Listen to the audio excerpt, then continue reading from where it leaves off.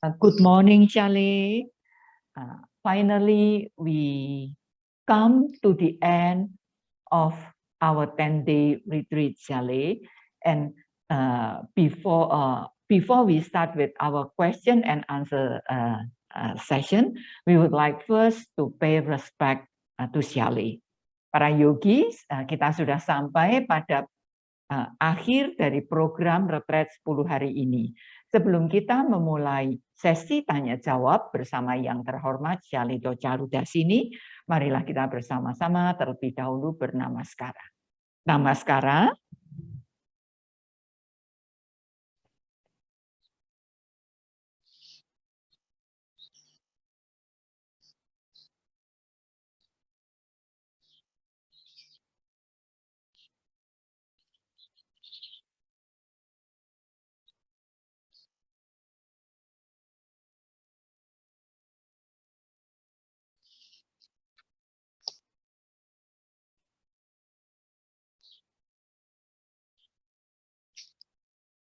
Okay, so we will start the session by saying Namo Tassa 3 times. Yeah.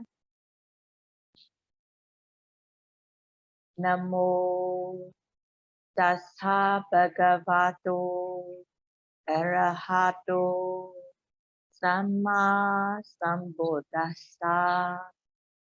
Namo Tassa Bhagavato Arahato Samma Sambuddhassa.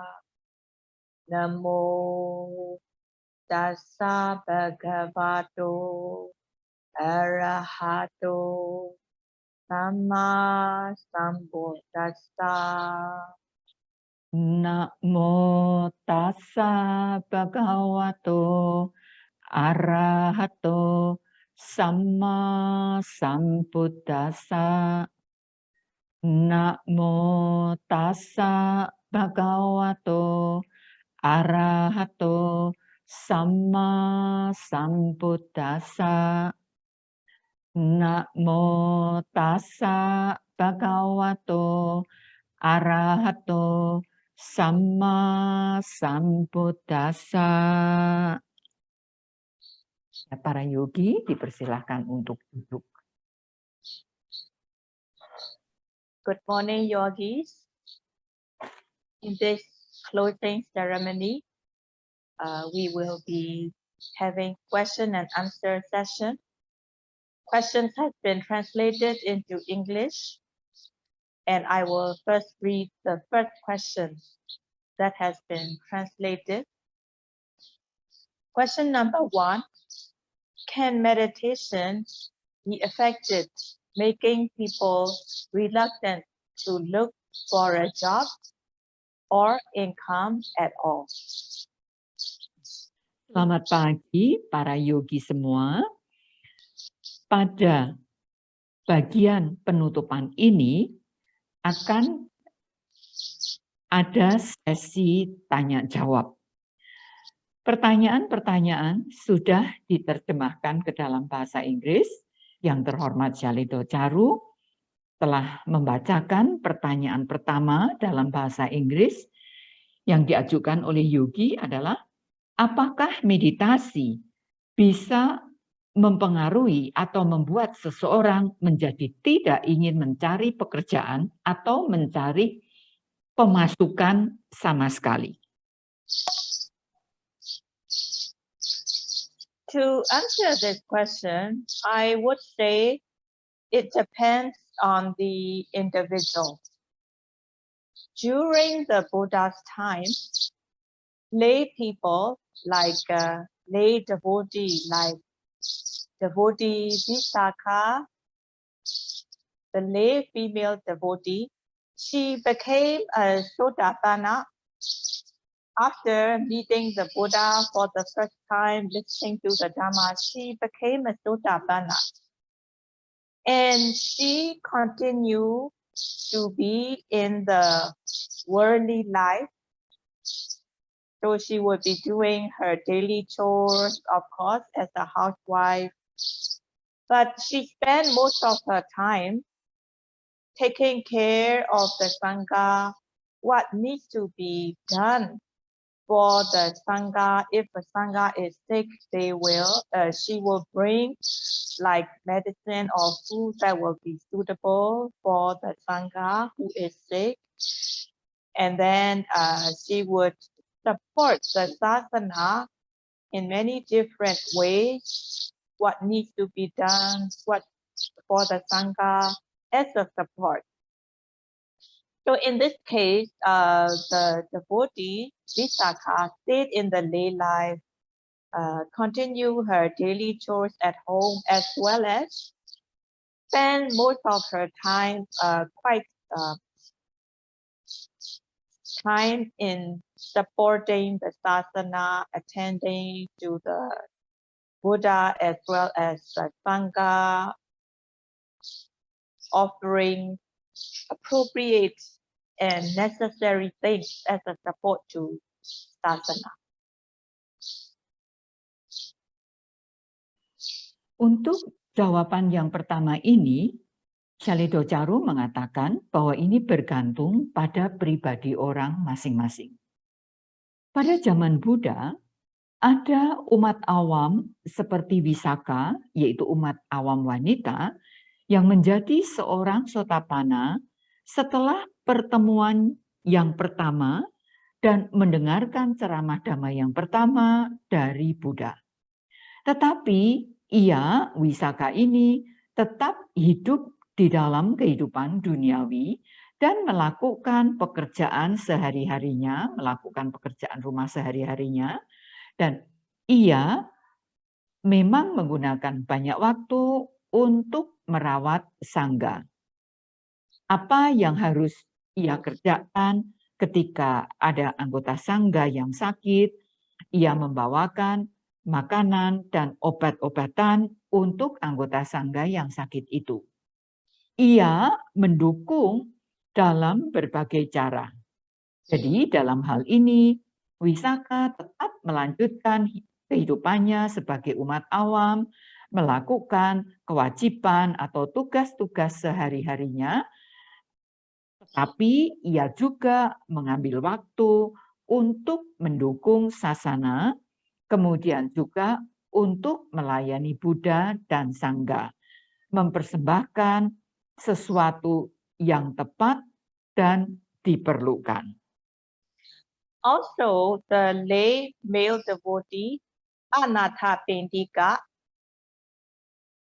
he also was a Riya person, a noble person. And he offered the Jetavana monastery to the Buddha. Anathapindika, after he became a Riya, he stayed in the lay life. He will have businesses, of course, but probably he managed his businesses through another person like manager or in that way. But he stayed in the worldly life, so he would still have his business running. The income that he gets from the business, most of his earning, he would be offering to the Buddha, the monastery, supporting the sasana. So lay people like Anathapindika and Visakha, they stayed in the worldly life. They were a Riya who stayed on in the worldly life, but they make a lot of support to the sasana. They are very devoted to the Buddha, Dhamma, Sangha. So it depends on the person or the individual. The lay devotee like Anathapindika and Visakha, of course, they would practice meditation. They already attain the path and fruition knowledge. They are already a Riya. They stayed in the worldly life, but they also do a lot of meditation as well as support the Buddha, Dhamma, Sangha.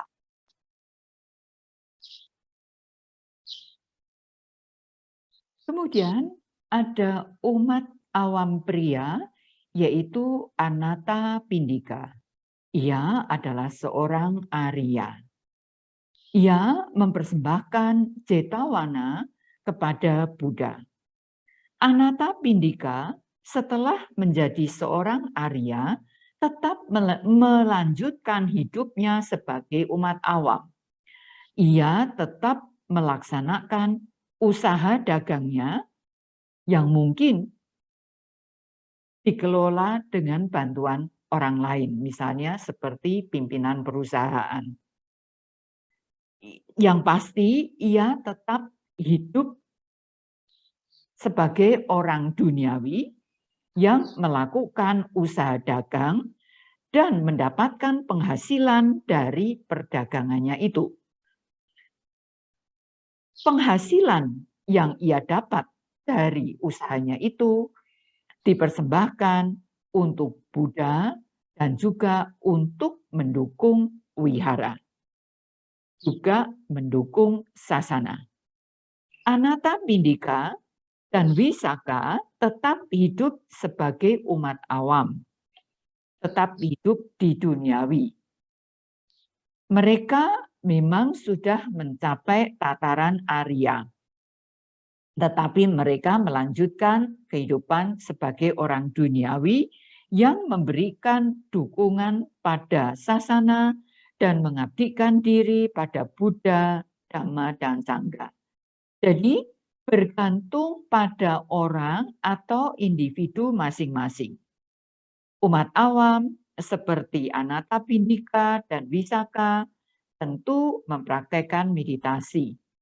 Mereka sudah mencapai pengetahuan sang jalan dan buahnya, tetapi tetap tinggal di dalam kehidupan duniawi, mempraktekkan meditasi, dan mendukung pada Buddha, Dhamma, dan Sangha. So even during the Buddha's time, lay devotees who are already Sotapanna or Sakadagami, they are lay people who are already Sotapanna and Sakadagami who chose to stay in the worldly life. Of course, they would meditate. They stay in the worldly life at home, but they meditate and they devoted to the triple gem will be supporting the sasana. But Anagami, if one has become Anagami person wouldn't like to stay in the worldly way. So an Anagami, when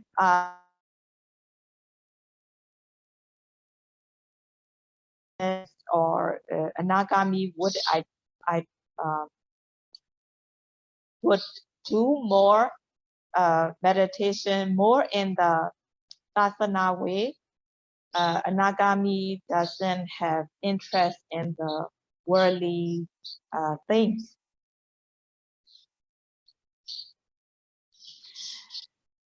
Jadi di zaman Buddha pun umat awam yang telah mencapai tataran Sotapanna dan Sakadagami sebagai umat awam yang sudah menjadi Sotapanna dan Sakadagami, mereka tetap hidup di duniawi.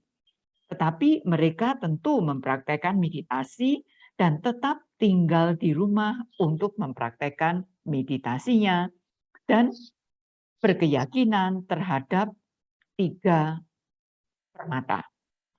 Tetapi untuk Anagami, seseorang yang sudah menjadi Anagami tidak akan hidup secara duniawi lagi. Seorang Anagami lebih mengabdikan dirinya untuk mempraktekkan meditasi di dalam jalan sasana. Seorang Anagami tidak lagi memiliki ketertarikan pada hal-hal duniawi. During the Buddha's time, there was layman by the name of Vesakha.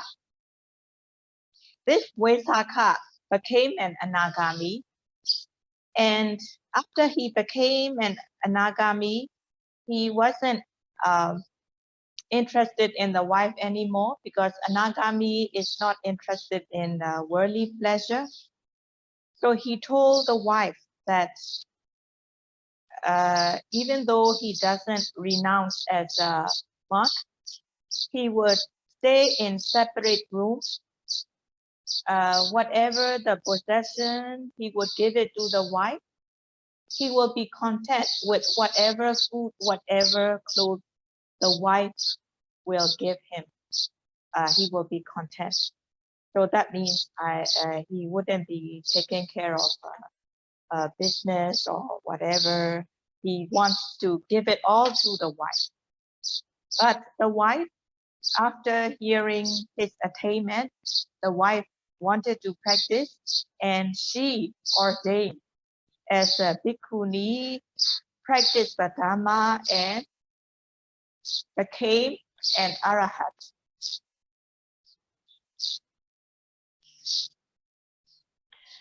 Pada zaman Buddha, ada seorang umat awam pria bernama Vesakha. Umat ini sudah mencapai tataran anagami. Setelah ia menjadi seorang anagami, ia sama sekali tidak ada ketertarikan terhadap kehidupan duniawi. Ia tidak tertarik pada istrinya lagi. Kemudian, anagami ini yang bernama Vesakha ini mengatakan pada istrinya bahwa ia tidak akan menjadi seorang biku. Ia akan tetap tinggal di rumah, tetapi di kamar yang terpisah. Semua harta kekayaan yang dimiliki diberikan semuanya pada istrinya. Ia akan merasa puas terhadap makanan dan pakaian apapun yang diberikan oleh istrinya. Ia tidak melakukan usaha dagang. Ia memberikan semuanya kepada istrinya. Sang istri setelah mendengar pencapaian suaminya itu, ia juga ingin mempraktekkan meditasi ini, dan pada waktu itu ia memutuskan untuk ditabiskan sebagai seorang bhikkhuni dan akhirnya berhasil menjadi seorang arahat. So to answer this question, can meditation be effective, making people reluctant to look for a job or income at all? It depends on the person, it depends on the individual. Some individual, after hearing the Dhamma, their faith and confidence in the sadhana become strong that they no longer want to live in the worldly life, but they will renounce and practice as a bhikkhu or bhikkhuni or jali or whatever. So it depends on the person. But even if a person is Sotapanna or Sakadagami, the person may still be in the business, doing business at home. So it depends on the choice of the person. It also depends on the parami. It also depends on the choice that the person or individual makes. Yeah. Jadi untuk menjawab pertanyaan ini, apakah setelah melakukan meditasi, kemudian seseorang itu tidak menyukai untuk mendapatkan pekerjaan atau mendapatkan pemasukan, betul-betul bergantung pada orang itu sendiri. Memang ada beberapa orang setelah mendengarkan Dhamma, kemudian keyakinannya menjadi demikian kuat, sehingga orang tersebut tidak menginginkan untuk hidup secara duniawi, tetapi ia memilih untuk meninggalkan kehidupan duniawi dan mempraktekkan jalan kehidupan sebagai seorang biku, bikuni, atau syali, semuanya itu bergantung dari masing-masing individu. Tetapi bahkan sebagai seorang sotapana atau sakadagami, orang itu tetap bisa melakukan usaha dagang. Jadi sekali lagi pilihan ini bergantung pada orang masing-masing dan juga bergantung dari parami orang itu masing-masing. Okay. Yes, Sally. Second question is the translation that was given to me. Honorable Xiale, please explain my question. When I do walking meditation in the retreat, there is a thought, for example, memory, plan, idea, regret, then the problem arises. Why should it be noted if there is no danger? Well, when I do walking meditation at home, I can solve the problem instead of when I was in retreat. Like as it was difficult idea could come out at the time and the right decision also came out. Thank you. Baik, jadi pertanyaan yang kedua dari seorang yogi, yogi ini ingin menanyakan, pada saat melakukan meditasi jalan, muncul di sana, di dalam dirinya muncul pikiran seperti misalnya ingatan, rencana, atau gagasan untuk menyelesaikan suatu masalah yang timbul. Mengapa hal itu harus dicatat jika hal itu tidak menimbulkan bahaya? Kemudian yogi ini mengatakan, ketika ia melakukan meditasi jalan di rumah, ia mengatakan bahwa ia bisa menyelesaikan masalah-masalah yang ada pada saat ia melakukan meditasi jalan. Yang masalah itu sebetulnya susah diselesaikan. Tapi pada saat meditasi jalan, ia bisa mendapatkan ide atau gagasan. Sehingga dia bisa mengambil keputusan yang tepat untuk menyelesaikan persoalannya.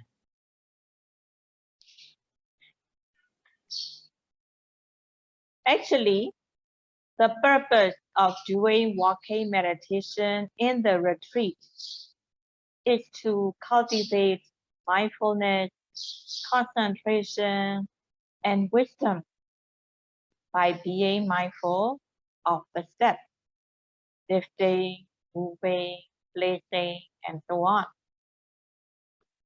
So when doing walking meditation, the focus of attention is kept on the foot, lifting, moving, placing, and so on.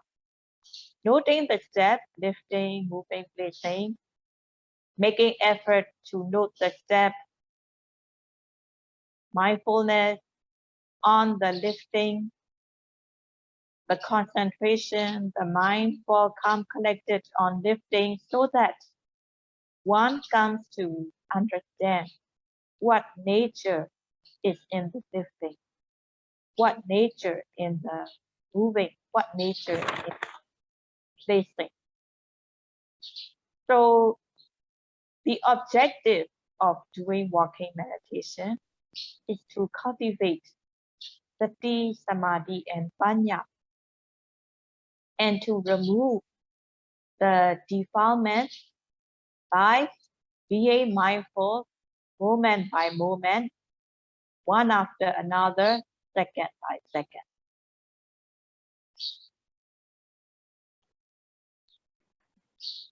Yang terhormat Jaledo Charu menjelaskan bahwa sebetulnya tujuan melakukan meditasi jalan di dalam retret meditasi adalah untuk membangun perhatian murni, konsentrasi, dan pengetahuan dengan cara berperhatian murni pada langkah kaki yang dilakukan, misalnya angkat, maju, meletakkan.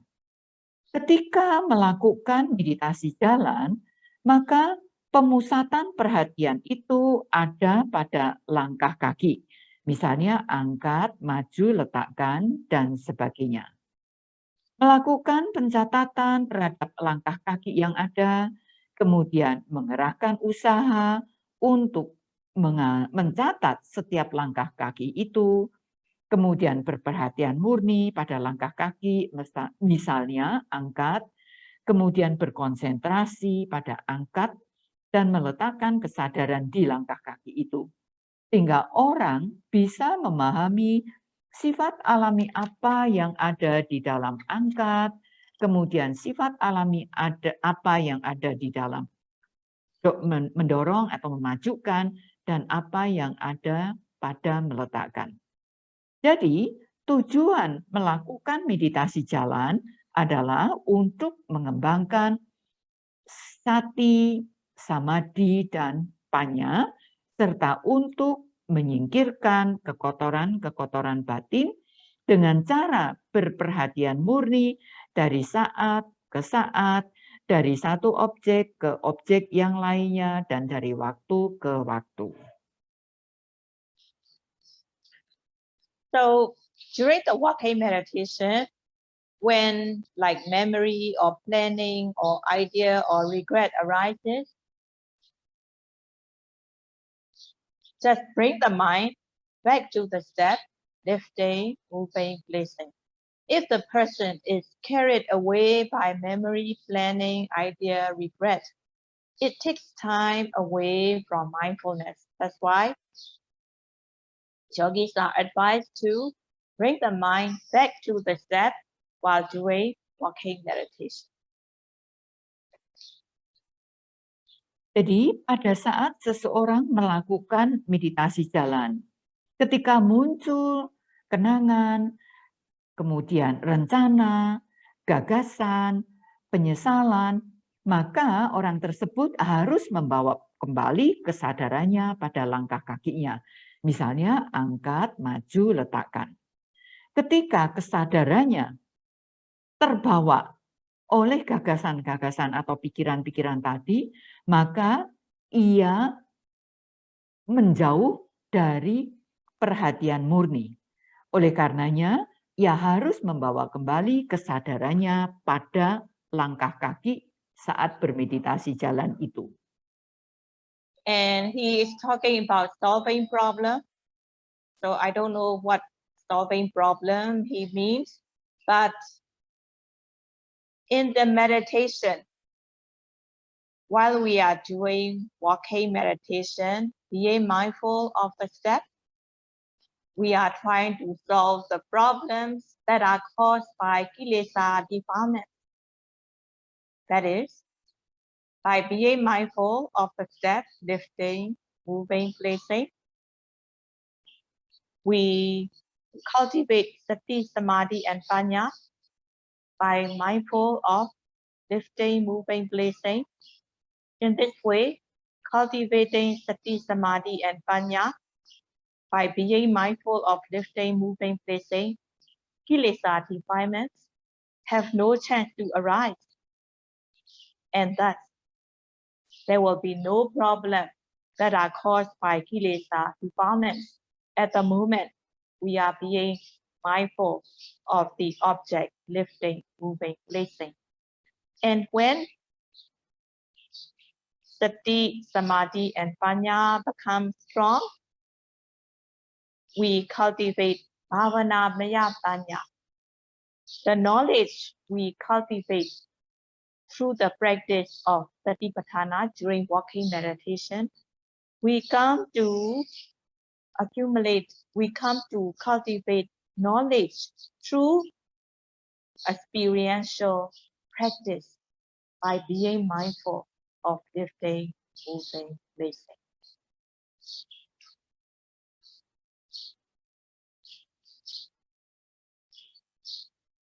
Yogi ini berbicara tentang menyelesaikan persoalan.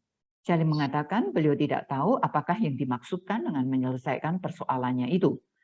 Tetapi pada saat bermeditasi, pada saat melakukan meditasi jalan, maka seseorang harus berperhatian murni pada langkah kakinya. ia akan menyelesaikan persoalan-persoalan yang muncul karena kilesa dengan cara berperhatian murni terhadap langkah kakinya, yaitu angkat, maju, letakkan. Dengan cara itu kita mengembangkan sati, samadhi, dan panya. Dengan berperhatian murni pada langkah kaki, angkat, maju, letakkan. Dengan cara ini kita mengembangkan sati, samadhi, dan panya kita. Kita berperhatian murni terhadap langkah kaki, angkat, maju, letakkan. Sehingga kilesa atau kekotoran batin tidak berkesempatan untuk muncul. Sehingga tidak akan menimbulkan persoalan apapun, kilesa tidak muncul pada saat kita berperhatian murni terhadap langkah kaki kita, angkat, maju, letakkan. Ketika sati, samadhi, dan panya kita menjadi kuat, pada saat itu kita mengembangkan bawana maya panya. Kita mengembangkan pengetahuan pandangan terang pada saat kita melakukan meditasi jalan. Kita mengumpulkan pengetahuan pandangan terang ini dari pengalaman-pengalaman yang kita peroleh melalui kita mengamati langkah kaki, angkat, maju, letakkan. So in this way, the knowledge that can be cultivated by being mindful of lifting, moving, placing, one can come to understand the unique individual characteristics of the nama rupa, and then continuing the practice, one can come to discern the impermanent suffering and non-self through the practice of meditation, through this experience of practice by being mindful of the object. As a yogi, yogis are encouraged to note the present arising object, not to be thinking about the past, not to be planning, not to be longing for the future, what is to be done in the future. One should not be planning for the future, but as a yogi, one should be mindful of the present arising object that is arising at the present moment. Dengan cara seperti itulah kita mengembangkan pengetahuan dengan cara berperhatian murni pada langkah kaki, angkat, maju, letakkan. Pada saat itu, orang bisa memahami sifat unik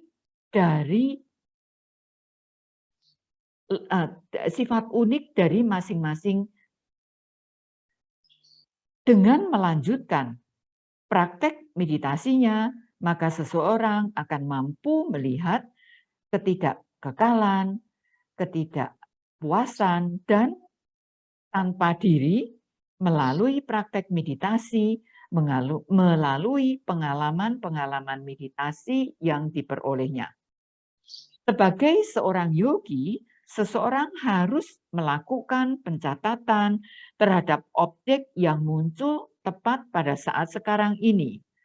Seorang yogi janganlah memikirkan, mencemaskan masa yang lalu, ataupun merencanakan tentang masa yang akan datang.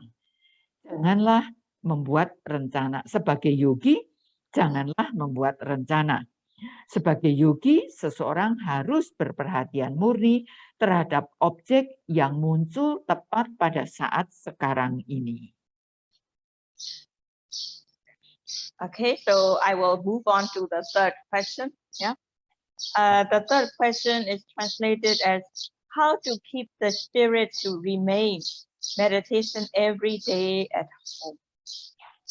Sekarang yang terhormat Shalido Charu melanjutkan ke pertanyaan yang ketiga.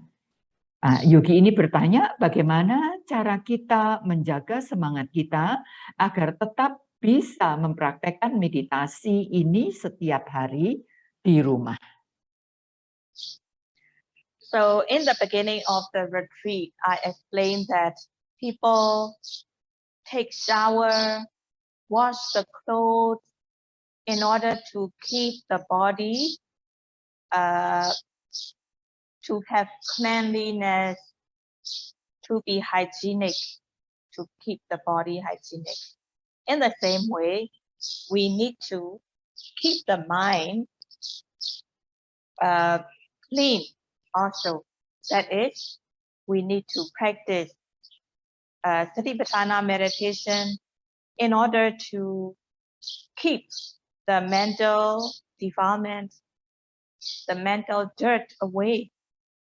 So through the practice of Satipatthana, we can remove the mental impurities moment by moment, part-time, until we can finally get rid of all the impurities that arise in the mind.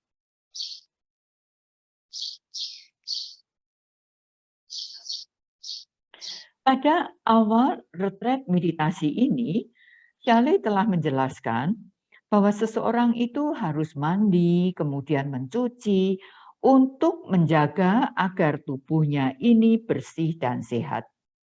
Demikian pula kita perlu menjaga agar batin atau kesadaran kita ini bersih. Oleh karena itu, kita perlu mempraktekkan meditasi Satipatthana ini untuk menjaga agar batin kita ini terbebas dari kekotoran-kekotoran batin atau noda-noda. Mempraktekkan meditasi Satipatthana ini, kita bisa menyingkirkan ketidakmurnian mental dari saat ke saat untuk membebaskan diri dari kemunculan kekotoran-kekotoran batin ini. So everybody wants peace of mind, yeah? So long as there are defilements such as wanting, angry, depressed, upset, so long as these defilements are present, the mind will not be at peace. In order to have peace of mind, we need to get rid of these defilements. We need to remove the defilement. If the defilement is not arising in the mind, there is peace of mind. And by now, yogi have also experienced that every moment they are being mindful, for that moment, the mind is at peace.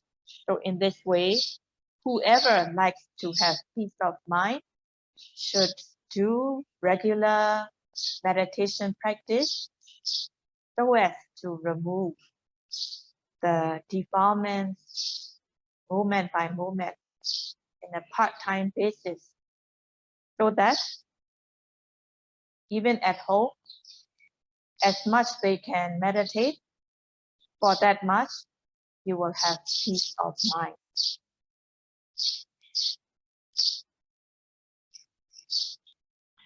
Setiap orang menginginkan kedamaian di dalam batinnya. Selama masih ada kekotoran-kekotoran batin, seperti menginginkan sesuatu, kemudian kemarahan, tertekan, atau sedih, maka di dalam batinnya tidak ada kedamaian. Kedamaian di dalam batin ini bisa diperoleh dengan cara kita membebaskan diri dari kekotoran batin, mencabut kekotoran batin tersebut. Ketika kekotoran batin tidak ada di dalam kesadaran kita, maka pada saat itu kita bisa merasakan kedamaian. Yogi sudah mengalami hal itu. Pada saat mereka berperhatian murni, maka pada saat itu batin atau kesadarannya ada di dalam kedamaian. Jadi orang yang menginginkan kedamaian di dalam batinnya, maka ia harus mempraktekkan meditasi ini secara teratur untuk mencabut kekotoran batin dari saat ke saat secara sementara.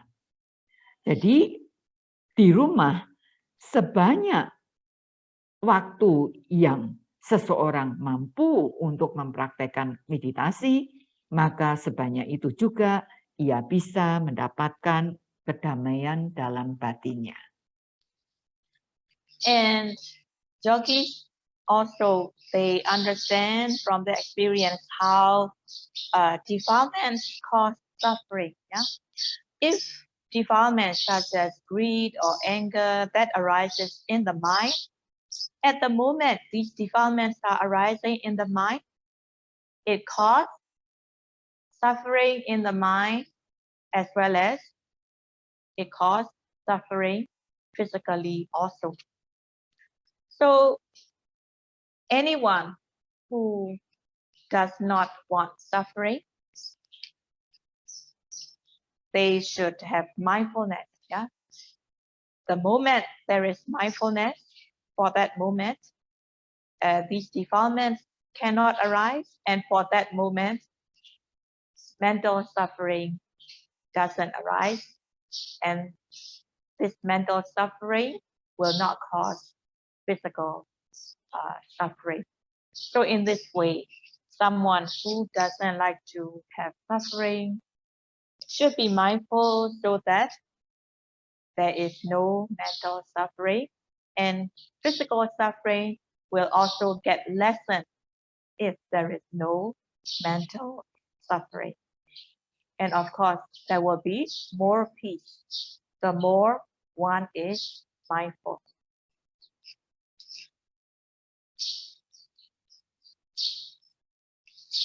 Yogi juga sudah mengetahui dari pengalaman mereka sendiri bahwa kekotoran batin ini menyebabkan penderitaan.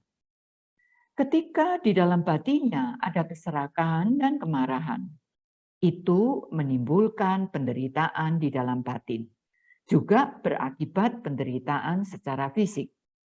Siapapun yang tidak menginginkan penderitaan, maka mereka harus memiliki perhatian murni. Pada saat seseorang memiliki perhatian murni, maka pada saat itu tidak ada kekotoran batin, sehingga tidak terjadi penderitaan secara mental. Penderitaan secara mental ini tidak adanya penderitaan secara mental ini tidak menyebabkan munculnya penderitaan secara fisik. Jadi, mereka yang tidak menginginkan penderitaan haruslah memiliki perhatian murni. Dengan berperhatian murni ini, penderitaan secara fisik juga akan berkurang karena berkurangnya penderitaan secara mental. Dan pada saat itu, kedamaian di dalam batinnya akan menjadi lebih besar. And the fourth question, it says, Honorable Syali Docharu, please explain how long would be for sitting meditation. If he feels good or comfortable, can there arise the lobha if it is more than 1 hour? Syali Docharu akan menjawab pertanyaan yang keempat. Seorang yogi menanyakan, berapa lama waktu yang diperlukan untuk melakukan meditasi duduk? Jika ia merasakan atau mendapatkan kenyamanan pada saat melakukan meditasi duduk itu. Apakah kenyamanan pada saat melakukan meditasi duduk itu bisa memunculkan lobha jika ia duduk lebih dari 1 jam? In the retreat, there are alternate periods of sitting and walking meditation. And the sitting period is at least an hour, yeah, at least 1 hour. So in order to balance sitting and walking meditation, alternate hours, 1 hour walking meditation, 1 hour sitting meditation, in order to balance. So in this retreat, 1 hour is the ideal, yeah, the yogi meditates at least an hour during the sitting meditation. Di dalam retret meditasi ini, antara meditasi duduk dan meditasi jalan diberikan secara bergantian. Untuk meditasi duduk, paling tidak harus dilakukan selama 1 jam. Untuk menyeimbangkan antara meditasi duduk dan meditasi jalan, maka masing-masing dilakukan selama 1 jam, supaya bisa terjadi keseimbangan. Di dalam retret meditasi, 1 jam adalah yang paling ideal bagi yogi untuk melakukan meditasi. And he asks, if he feel good or comfortable, can there arise the lobha? So in the sitting meditation, when the yogi experiences good feeling or comfortable feeling, not to be attached to this good feeling or comfortable feeling. In order not to be attached, if one feels good, if the good feeling is obvious, note it as good. If comfortable feeling becomes obvious, one has to note it as comfortable, so as not to be attached with this good or comfortable feeling. So if the yogi cannot note good, comfortable feeling, one can become attached with it. In order not to let it happen, be mindful as it is. If you feel good, note it as good. If you feel comfortable, note it as comfortable, so that attachment cannot arise based on that good, comfortable feeling. Kemudian pertanyaan selanjutnya, dari pertanyaan nomor 4 ini, apakah perasaan yang bagus dan nyaman bisa memunculkan keserakahan? Di dalam meditasi duduk, ketika yogi mengalami perasaan yang menyenangkan atau perasaan yang bagus, agar tidak memunculkan kemelekatan, maka perasaan yang baik dan menyenangkan itu haruslah diamati jika perasaan itu tampak nyata. Jika perasaan menyenangkan ataupun perasaan enak itu tampak nyata, harus dicatat supaya tidak timbul kemelekatan. Jika yogi tidak bisa melakukan pencatatan terhadap perasaan yang bagus atau menyenangkan ini, maka bisa memunculkan kemelekatan. Agar supaya tidak terjadi hal itu, maka seorang yogi harus berperhatian murni terhadap perasaan bagus yang muncul, dicatat sebagai bagus, perasaan menyenangkan yang muncul, dicatat sebagai menyenangkan. Sehingga tidak muncul kemelekatan karena adanya perasaan yang bagus atau nyaman itu. And the question asks if it is more than 1 hour. That depends, yeah. So the sitting period is at least an hour. But when the practice progresses, yeah, when the yogi's knowledge becomes strong, even after 1 hour, if yogi's mindfulness is still strong, a yogi may continue the sit, yeah, longer than 1 hour. But it all depends.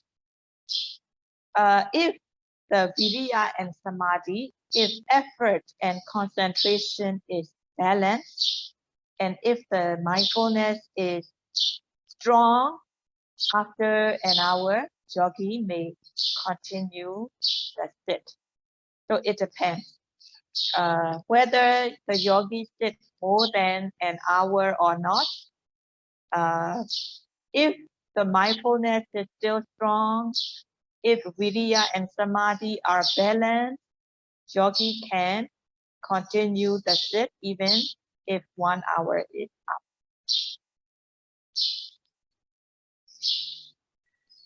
Pertanyaan tentang kalau lebih dari 1 jam. Pada saat melakukan meditasi duduk, paling sedikit adalah 1 jam.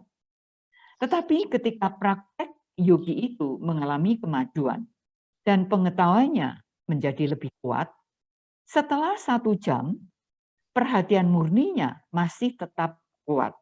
Maka ia bisa melakukan meditasi duduk lebih dari 1 jam. Sekali lagi, semua ini bergantung apakah wirya dan samadhinya dalam keadaan seimbang dan perhatian murninya masih tetap kuat setelah duduk selama 1 jam. Jika masih, maka yogi itu boleh melanjutkan lebih dari 1 jam. Jadi apakah meditasi duduk lebih dari 1 jam atau tidak? Ini semua bergantung apakah perhatian murninya masih kuat, wirya dan samadhinya masih seimbang. Jika masih tetap seimbang, maka boleh melanjutkan. So in this case, when Viriya, Sati, and Samadhi are strong, yogi can continue to sit, and Lobha cannot arise so long as yogi is being mindful, so long as yogi is having Viriya, Sati, Samadhi, and noting the object.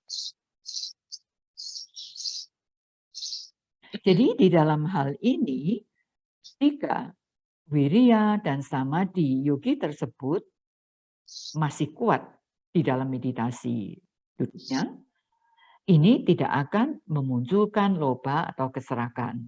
Jadi selama yogi ini masih memiliki keseimbangan antara wirya, sati, dan samadhi untuk melakukan pengamatan terhadap objeknya, tidak akan menimbulkan keserakahan. And question number 5. Dear Xiale, please advise what is the ideal preparation before retreat? Atta Sila practice reduce the hectic life before retreat. Thank you. Pertanyaan selanjutnya, pertanyaan yang kelima, ada seorang yogi yang menanyakan ingin mendapatkan nasihat tentang persiapan yang baik sebelum memasuki retret. Apakah mempraktekkan Atta Sila, kemudian mengurangi kepadatan kegiatan kehidupan sebelum memasuki retret. For people, in order to join the retreat, it's also a kind of renunciation. For example, if they are joining the retreat for 10 days, it's also kind of renunciation as a yogi for 10 days. So in order to join the retreat, preparations such as like before you leave your home to join the retreat, your business matter, families matters. It's better to ask someone to take care of family matters, business matters, so that while you are in the retreat, you will not be thinking about your business or family.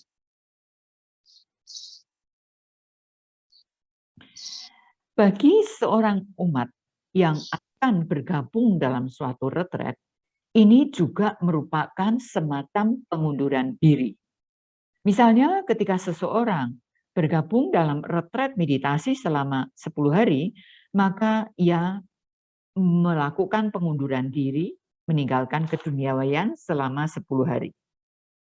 Sebelum bergabung dalam suatu retret, persiapan untuk meninggalkan rumah dan juga urusan dagang harus dilakukan dengan memberikan tanggung jawab ini pada seseorang.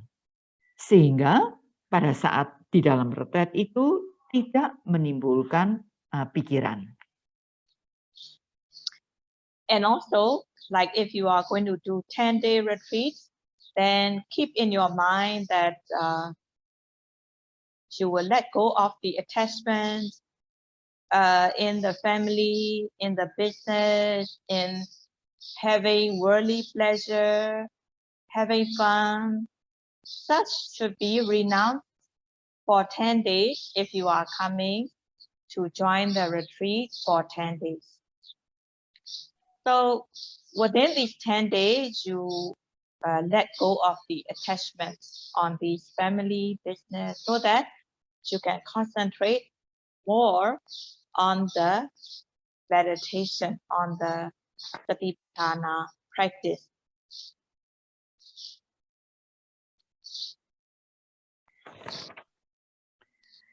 Juga seperti seseorang yang mau melakukan retret meditasi selama 10 hari, ia harus menyimpan di dalam benaknya untuk melepaskan semua kemelekatannya terhadap keluarga, usaha dagangnya, kesenangan-kesenangan duniawi maupun hiburan-hiburan.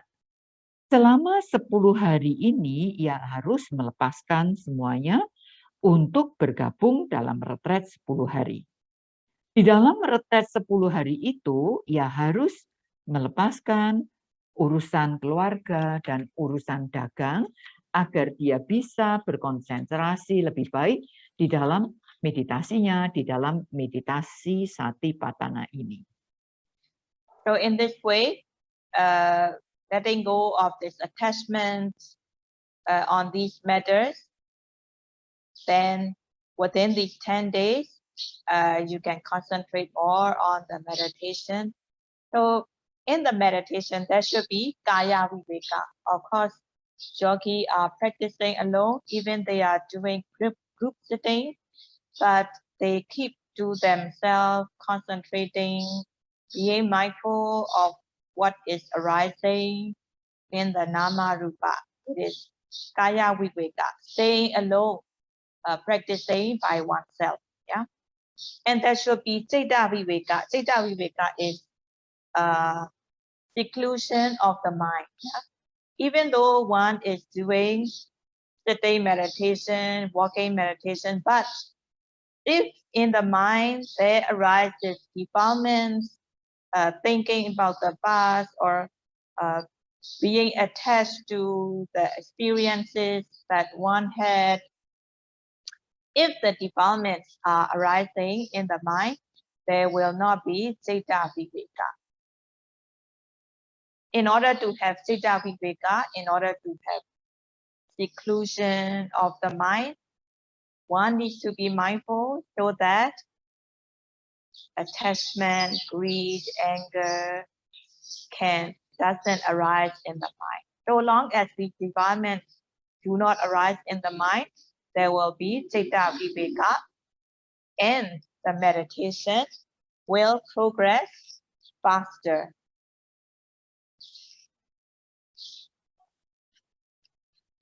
Di dalam hal ini, melepaskan kemelekatan selama 10 hari akan bisa membangun konsentrasi yang lebih baik.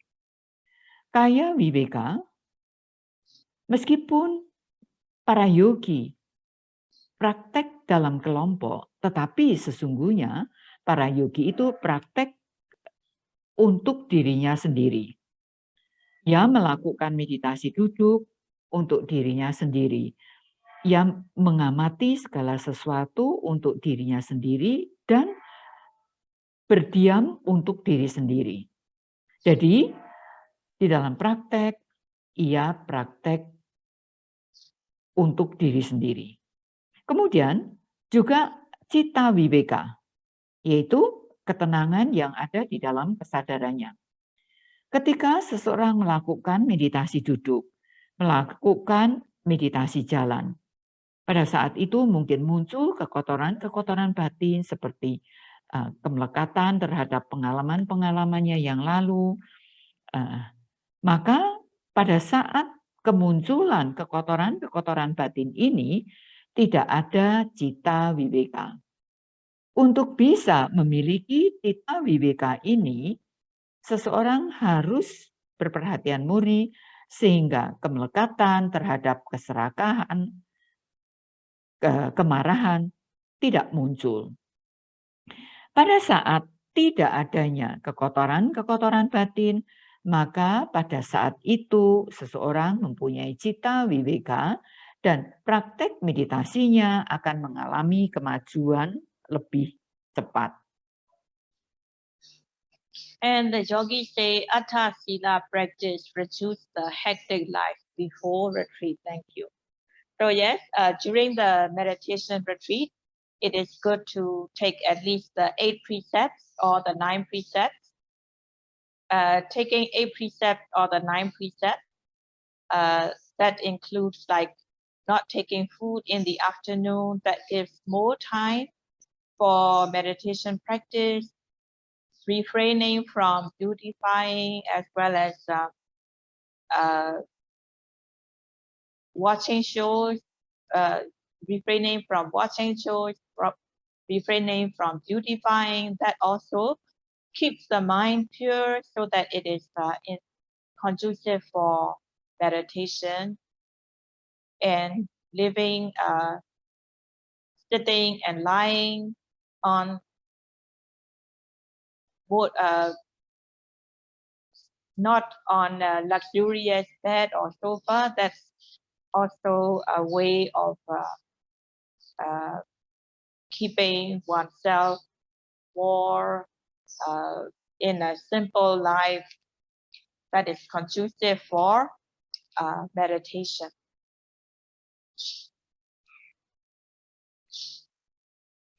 Yogi ini juga mengatakan tentang 8 sila dan mengurangi kepadatan di dalam kehidupannya.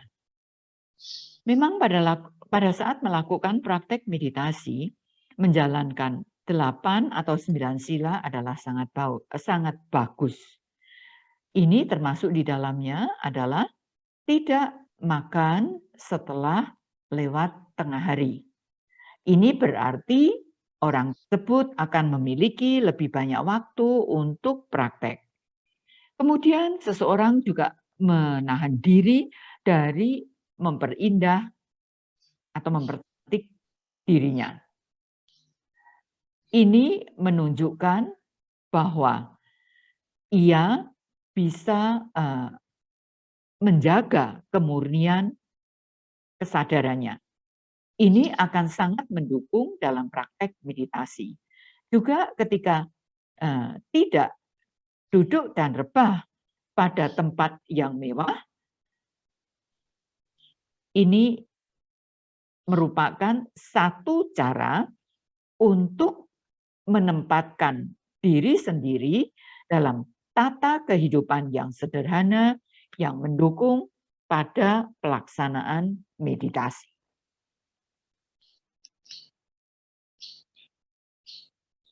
And the number 6 question is, what is the purpose to focus one step movement? Is it for concentration only, or also to observe phenomena or sensation arising from its foot itself, and not only other mental phenomena?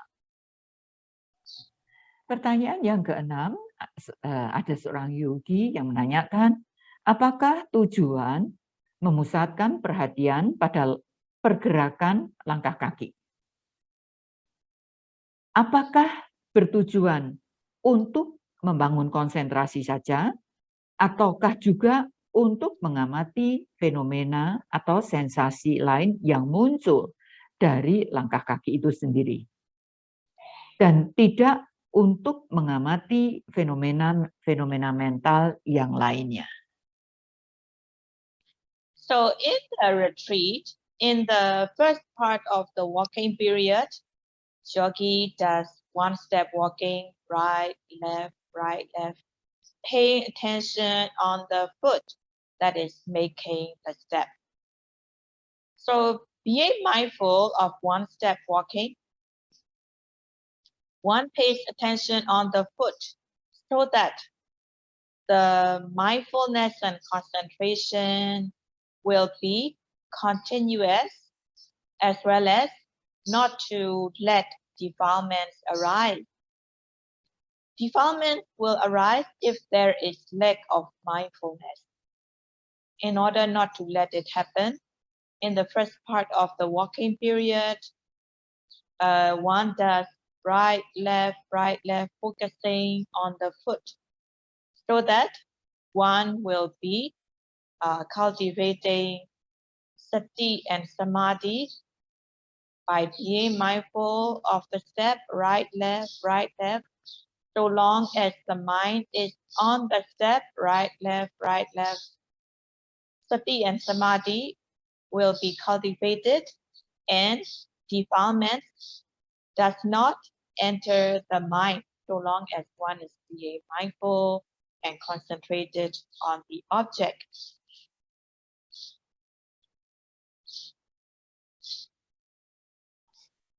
Pada saat seseorang melakukan retret meditasi, bagian pertama dari melakukan meditasi jalan adalah mengamati pada langkah kanan, kiri yang dilakukan oleh kaki.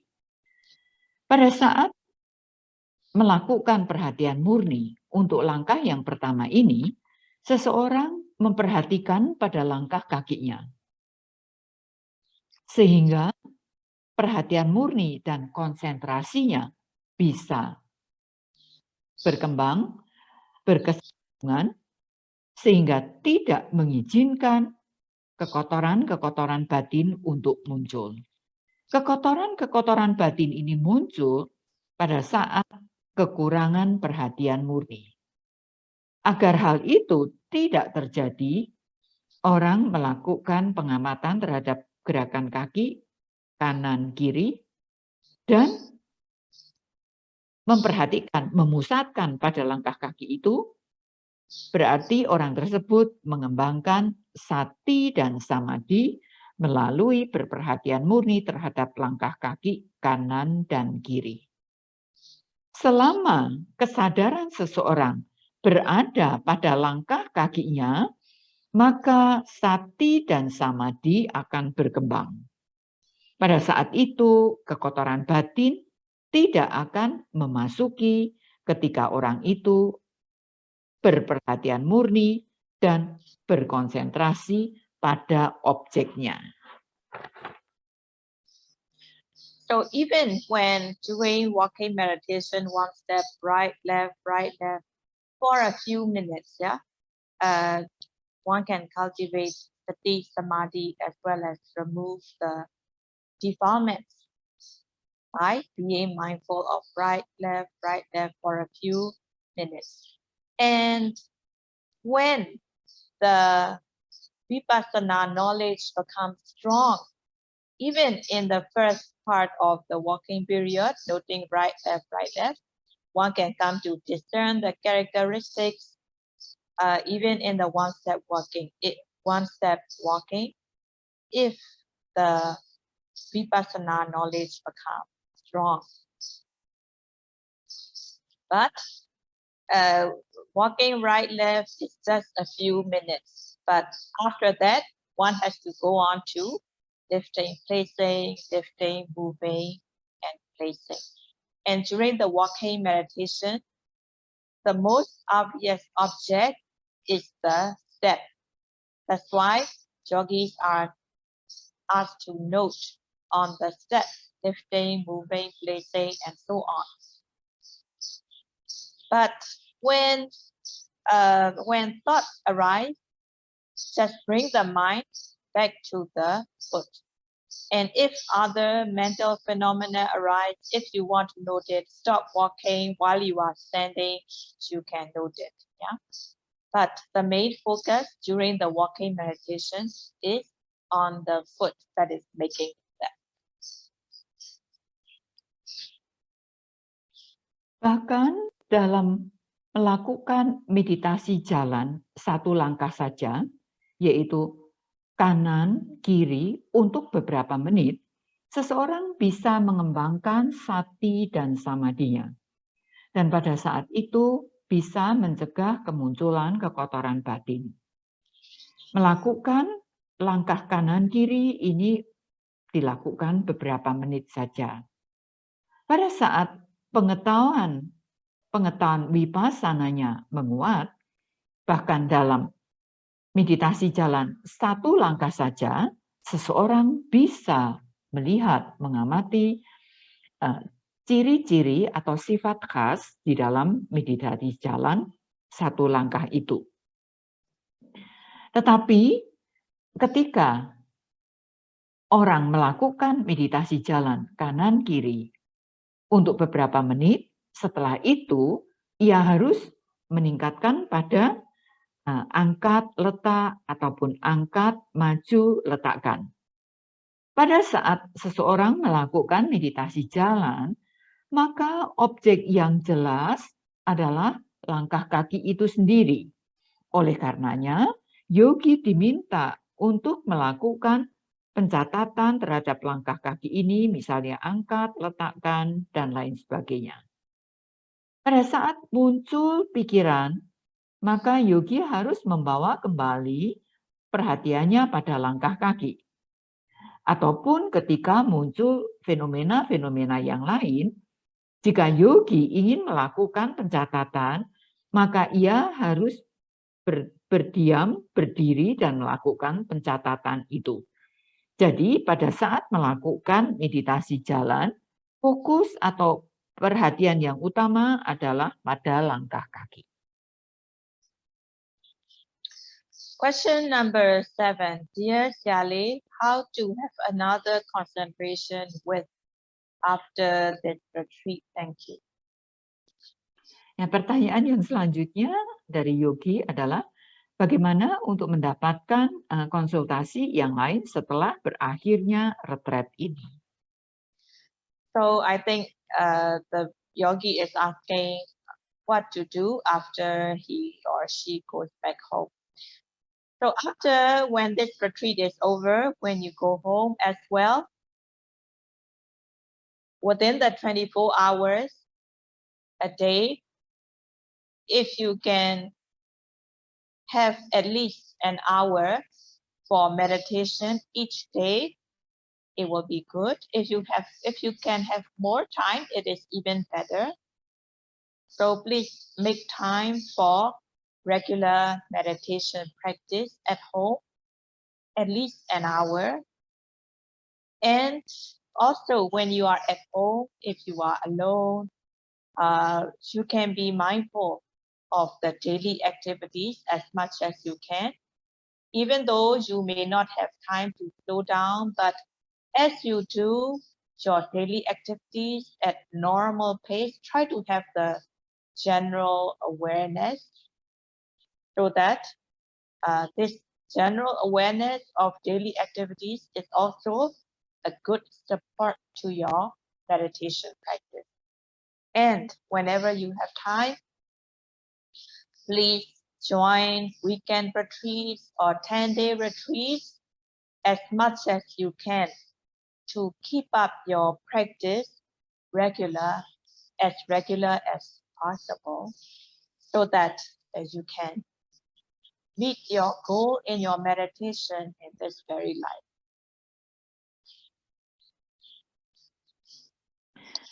Mungkin Yogi ini menanyakan setelah pulang dari retret meditasi ini, apakah yang harus dilakukan?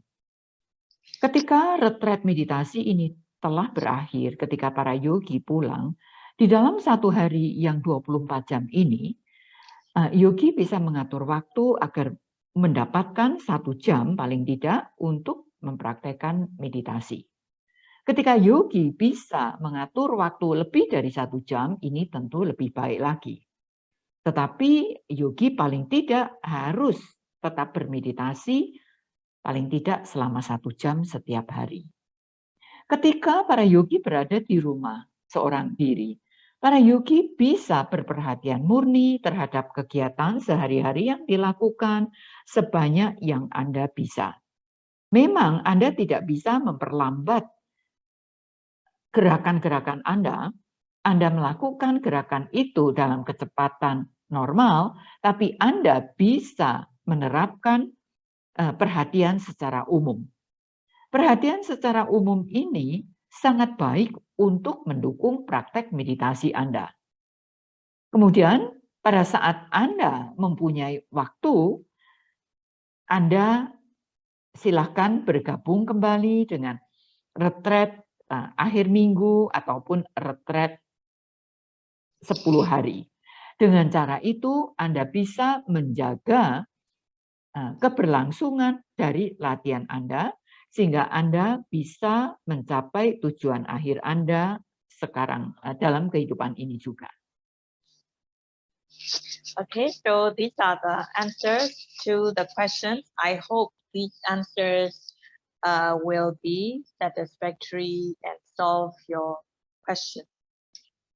Demikianlah semua jawaban terhadap pertanyaan-pertanyaan yang ada. Yang terhormat Shalito Charu berharap Anda puas terhadap jawaban ini dan jawaban-jawaban yang beliau berikan bisa memecahkan persoalan-persoalan Anda. Sadhu. Sadhu. Sadhu.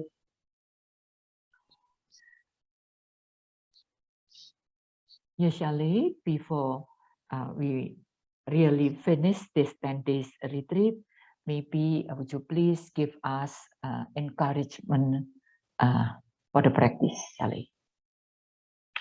Yes, I am very glad to have see the yogis practicing in this 10-day meditation retreat.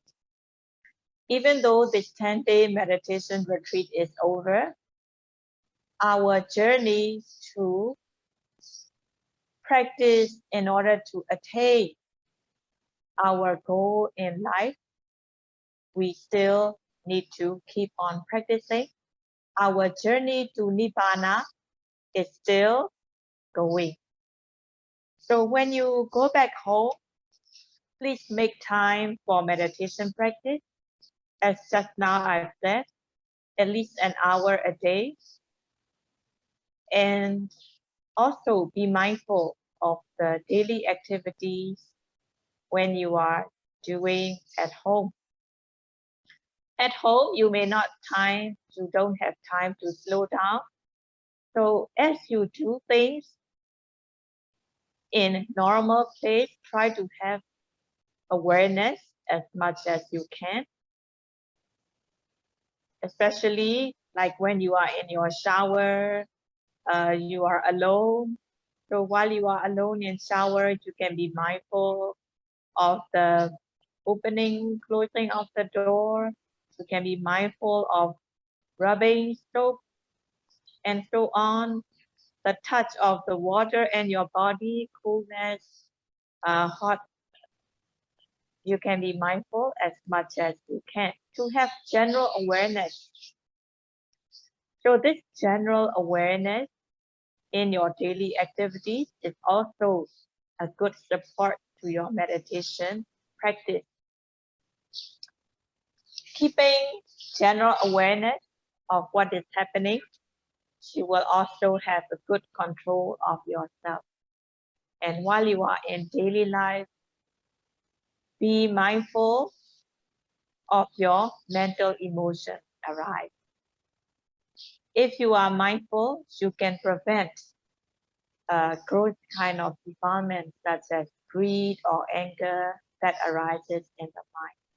And if you can catch as soon as anger arises in the mind, if you can catch it the moment it arises in the mind, then it doesn't grow by degree, so that you will have a control of yourself, not to let this anger grow by degree, or not to let the anger that arises in the mind to go into your speech or your action in the body. That is important also, because when you go home, people will be looking while you come back from meditation.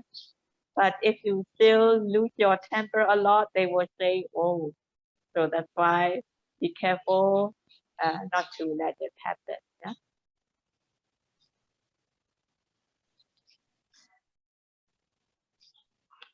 Shalito Charu mengatakan bahwa beliau senang bisa melihat para yogi praktek di dalam retret 10 hari ini. Meskipun retret 10 hari ini telah berakhir, tetapi perjalanan kita untuk praktek, perjalanan kita untuk mencapai tujuan di dalam kehidupan ini tetaplah berlangsung. Kita harus tetap praktek.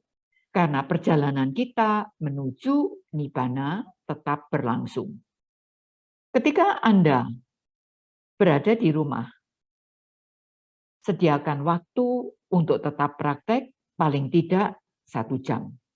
Kemudian Anda juga berusahalah untuk berperhatian murni terhadap kegiatan sehari-hari Anda ketika Anda melakukan sesuatu di rumah.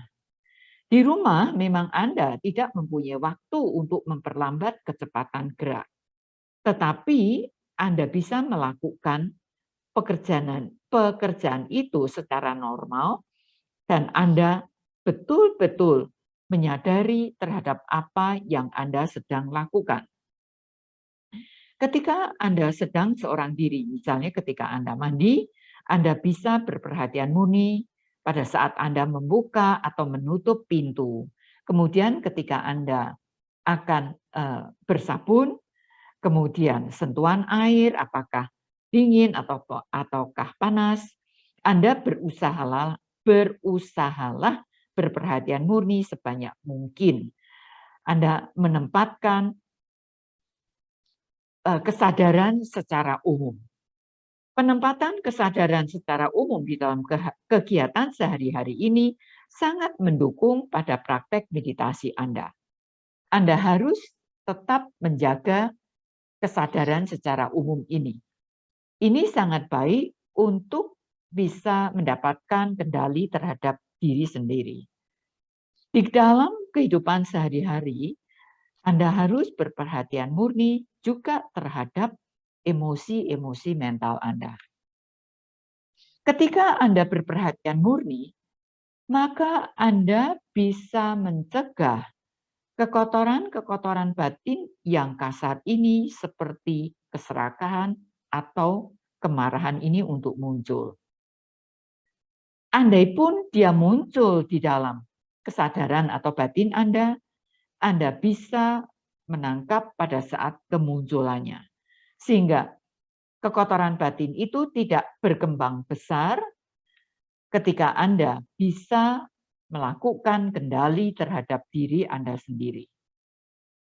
Ataupun ketika kemarahan, keserakahan yang ada di dalam batin Anda, di dalam pikiran Anda ini tidak menjadi terwujud di dalam ucapan ataupun perbuatan jasmani Anda. Ini sungguh sangat penting. Ketika Anda kembali ke rumah, orang akan melihat bahwa Anda kembali dari retret, tetapi Anda tetap saja kehilangan kendali, maka orang akan memandang sebelah mata. Anda harus berhati-hati agar hal ini jangan terjadi. So in the Dhamma talk, there were what the Buddha taught that we should be fulfilled before the body breaks down, before the life ends. What the Buddha had said. So even when you go home after the retreat, daily practice, weekend retreat, 10-day meditation retreat will keep the yogi to be in the direction of reaching the goal in this very life. So I would like to make a wish that all of us, may we be able to have a smooth practice towards our goal, so that we will be able to reach our goal in this life before our body breaks down, before our life ends. Sadhu, sadhu, sadhu. Di dalam ceramah-ceramah damai yang telah diberikan oleh Yang Terhormat Syalih Docaru. Kita telah mendengarkan apa yang telah diajarkan oleh Buddha yang harus kita penuhi sebelum tubuh ini rusak, sebelum kehidupan ini berakhir. Jadi pada saat kita pulang ke rumah, pada saat Anda pulang ke rumah, di dalam kehidupan sehari-hari Anda bisa berusaha menyisakan waktu untuk mengikuti retret 10 hari lagi, sehingga ini bisa menjaga Anda agar tetap ke arah tujuan akhir di dalam kehidupan ini. Syalih Docaru mengatakan bahwa beliau berharap, membuat pengharapan agar kita semua bisa lancar di dalam praktek kita menuju ke arah tujuan akhir, sehingga kita bisa mencapai tujuan akhir kita sebelum tubuh ini rusak dan sebelum kehidupan ini berakhir. Sadu, sadu, sadu. Syalih, now we would like to ask for forgiveness, Syalih. Para yogi dimohon untuk mengambil sikap bertumpu, tangan beranjali.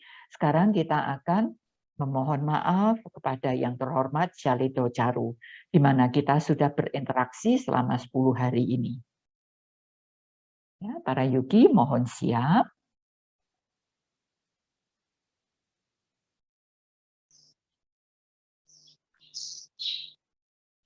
Marilah kita lakukan bersama. Sayalih, if I have done wrong to Sayalih by deed, speech, or thought, may I be forgiven so that I may live in peace and happiness. I forgive anyone who has done wrong by body, speech, and thought, so that they will live in peace and happiness. Sadhu, sadhu, sadhu. And then, Syalih, would you please lead us to share the merits that we have done during this 10 days retreats? Mohon Yang Terhormat Syalih Docaru berkenan untuk membimbing kita berbagi jasa kebajikan terhadap jasa-jasa yang kita telah lakukan dengan retret meditasi selama 10 hari.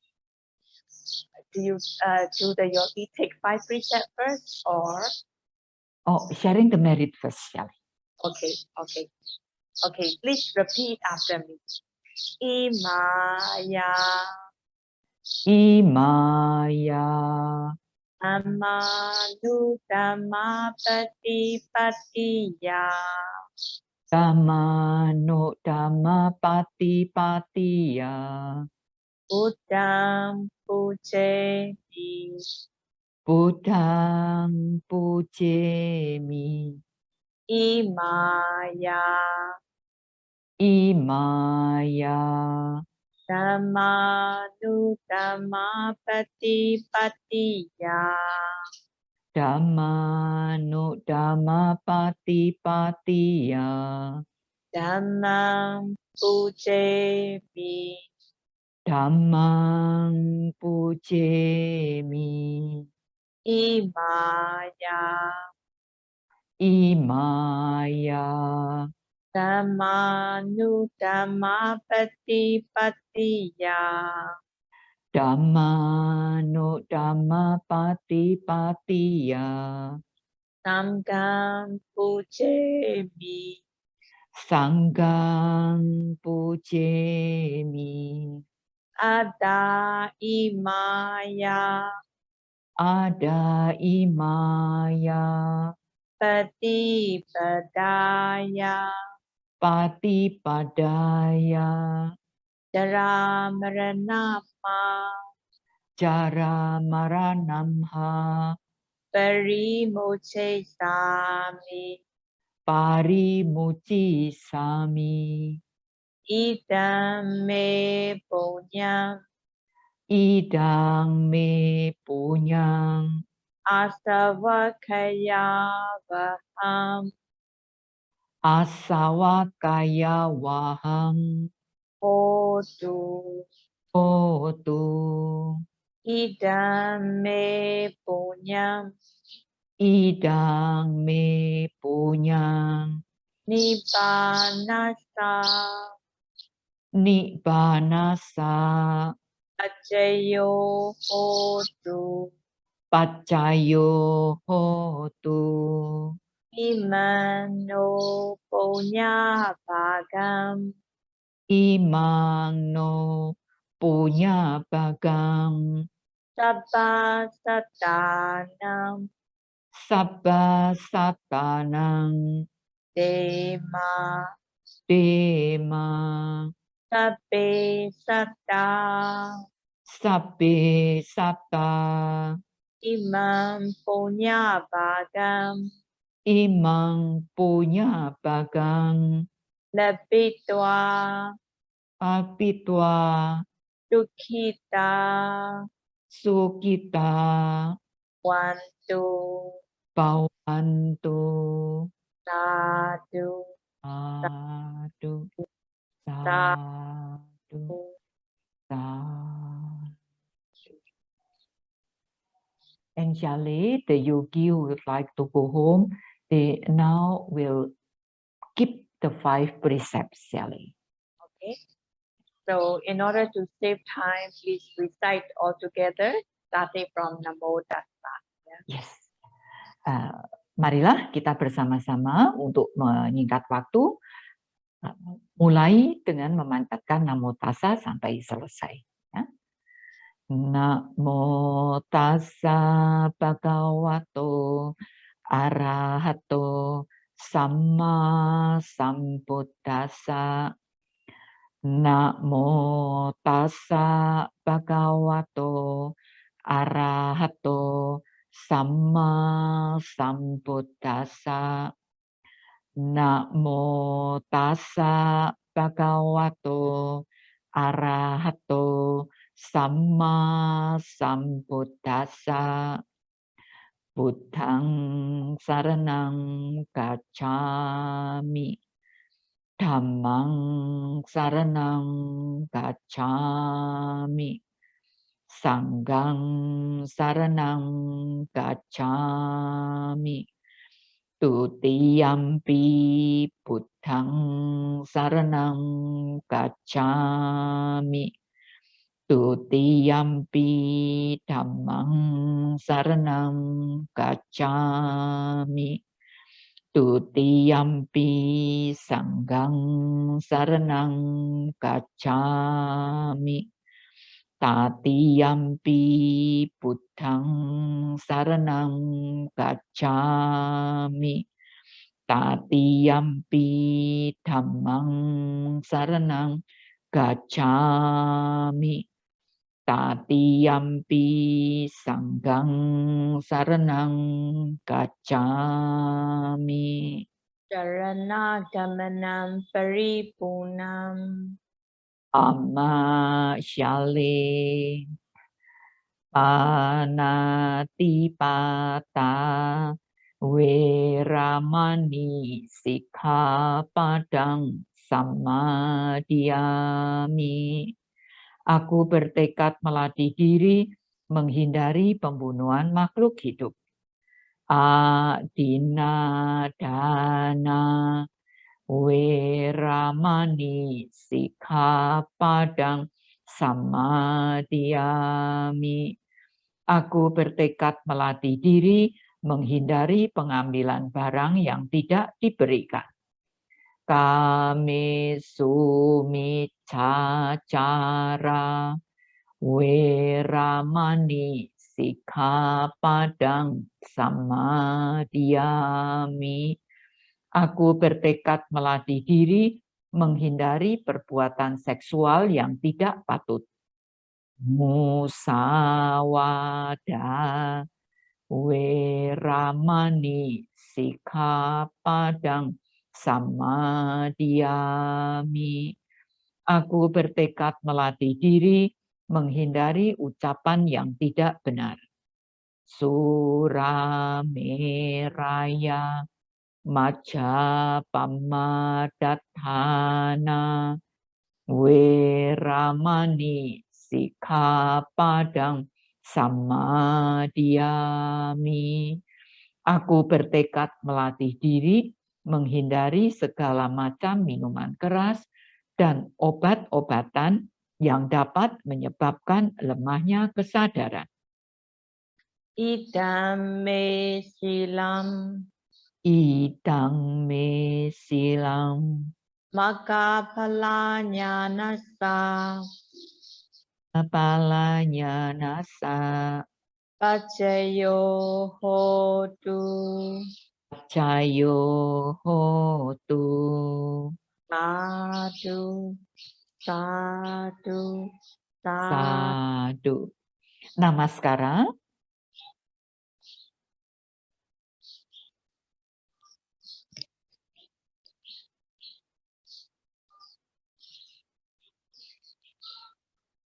Shale, thank you so very much, Shale, for guiding us during this 10-day retreat. It is really an honor for us to have you as our teacher, Shale. Sadhu, sadhu, sadhu. I'm also happy to have this opportunity to share the Dhamma. Sadhu, sadhu, Sadu, sadu. Shalito Charu merasa berbahagia memiliki kesempatan ini untuk berbagi dhamma dengan kita semua. May Shale always be safe, healthy, happy, and peaceful, Shale. Yes, wish the same for everyone. May everyone be safe, happy, healthy, and have a smooth Dhamma practice. Shalito Charu berharap agar kita semua selalu aman, bahagia, sehat, dan mempunyai kesempatan untuk praktek Dhamma ini dengan lancar. Sadu, Sadhu, sadu. sadhu.